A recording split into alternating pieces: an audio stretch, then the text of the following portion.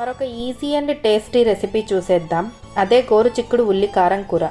ఇది గోరుచిక్కుడుకాయలతోనే కాకుండా వంకాయతోనూ కాకరకాయతోనూ కూడా చేసుకోవచ్చు. గోరుచిక్కుడుకాయలతో ఎలా చేసుకోవాలో చూసేద్దాం. ముందుగా గోరుచిక్కుళ్ళను చిన్న ముక్కలుగా చేసుకొని కడిగి అందులో పసుపు ఉప్పు తగినన్ని నీళ్లు పోసుకొని నీళ్ళన్నీ మిగిపోయేంత వరకు ఉడికించాలి. ఈలోపు మిక్సీ జార్లో ఎండుమిర్చి, కొంచెం చింతపండు, ఉప్పు, జీలకర్ర వేసి మిక్సీ పట్టుకోవాలి.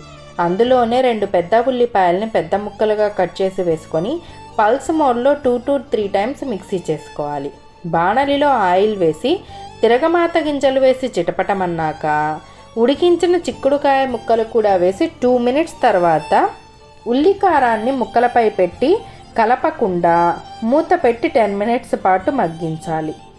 తర్వాత స్టవ్ ఆఫ్ చేసుకొని కలుపుకుంటే కర్రీ తయారైపోతుంది. ఒకసారి ట్రై చేసి చూడండి.